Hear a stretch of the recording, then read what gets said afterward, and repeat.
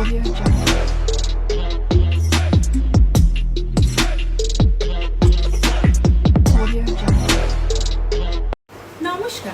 আমার রান্নাঘরে আপনাদের সবাইকে স্বাগত জানাই।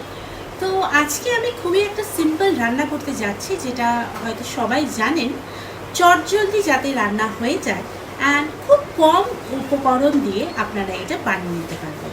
তো আজকে আমি বানাচ্ছি আমার প্রিয় আর সকলের প্রিয় চিকেন কারি, যেটা খুব সহজেই আর খুব কম টাইমে আপনারা বানিয়ে দিতে পারবেন খুব কম উপকরণের সাহায্যে। আমি এখানে খুব কমই চিকেন নিয়েছি, যেহেতু আমরা মেম্বার্সও অনেক কম। সো এখানে 500 গ্রাম চিকেন আছে, তেল রেখেছি, ভাজা তেলটা উঠিয়ে রেখেছি। এখানে আলু রেখেছি কয়েকটা, আর এখানে আমি মশলাটা অলরেডি বেটে রেখেছি। কি কি মশলা আছে, কি কি এর মধ্যে আছে আমি বলে দিচ্ছি। যেহেতু আমি লঙ্কার গুঁড়ো ইউজ করব না, তো সেই জন্য আমি এখানে কাঁচা লঙ্কা নিয়ে নিয়েছি।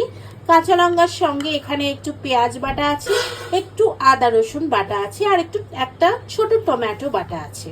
এটা আমি মিক্সিতে উপকরণগুলো আপনাদের সঙ্গে আমি শেয়ার করলাম, খুবই কম, আপনারা দেখতেই পেয়েছেন। তো নুন এগুলো তো কম্পালসারি, এটা তো দিতেই হবে। তো যখন আমি দেব তখন আমি দেখাবো যে আমি কি কি এখানে উপকরণ ইউজ করলাম। তো চলুন রান্নাটা শুরু করা যাক। প্রথমে আমি এর মধ্যে কড়াইটা গরম হয়ে গেলে আমি তেল দিয়ে দিচ্ছি। আমি তেলটা একটু কমই ইউজ করব, কেন কি বেশি তেলে রান্না করা আমার ঠিক ভালো লাগে না, আর স্বাস্থ্যের পক্ষেও ভালো না। তো সেই জন্য আমি একটু তেলটা কম ইউজ করলাম। তেলের মধ্যে আমি ভাজার জন্য আমি সব আলুগুলো দিয়ে দিলাম একে একে। এবারে আমি আলুগুলোকে একটু ভেজে নেব, তারপরে আমি এর মধ্যে আরো সব ইনগ্রেডিয়েন্টস অ্যাড করব। আলুগুলো একটু আমি গোল্ডেন ফ্রাই করে নেব, তো সেই জন্য আমি একটু উলট পালট করে এটাকে ভেজে নেব। আমি একটা এখানে ট্রিক্স বলে দিই, আলুর মধ্যে যদি একটু নুন দিয়ে দেওয়া যায় তাহলে কিন্তু আলুটা তাড়াতাড়ি সেদ্ধ হয়ে যাবে। এই ভুল বললাম, মাফ করবেন, সেদ্ধ না, তাড়াতাড়ি ভাজা হয়ে যাবে।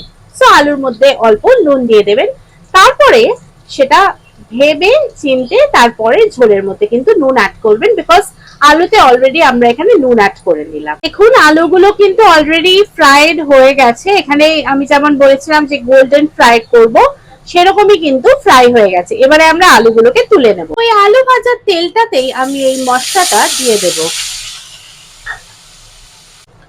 ভালো করে আমি এটাকে একটুখানি নেড়ে ছেড়ে নেব, একটু ভালো করে তড়কা লাগিয়ে একটুখানি এটাও যখন গোল্ডেন ফ্রাই হয়ে যাবে, এর মধ্যে আমি আরো সব মশলা দিয়ে একটু কষাবো।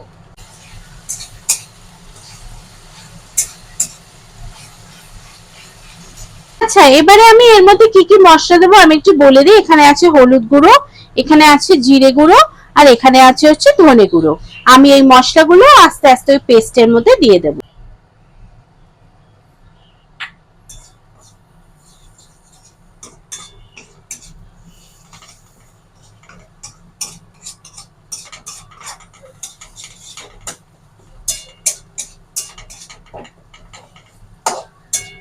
এবারে যে পেস্টটা আমি করে রেখেছিলাম, সেই পেস্টে যে একটুখানি লেগে লেগে ছিল, মানে বাটিতে যে বেঁচে ছিল, আমি এবারে কিন্তু সেই জলটা আমি এই মশলাগুলো যে দিলাম তার মধ্যে আমি এবারে দিয়ে দেব।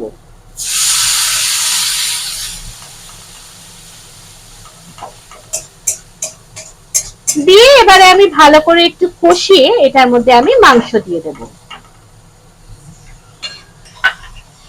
ভালো করে আমি এটাকে এবারে নাড়বো, নেড়ে আমি এর মধ্যে এবারে মাংসটাকে দিয়ে দেবো। এর মধ্যে কিন্তু আমি এই মিশ্রণটা বা এই কারিটার মধ্যে কিন্তু আমি অলরেডি নুন অ্যাড করে দিয়েছি।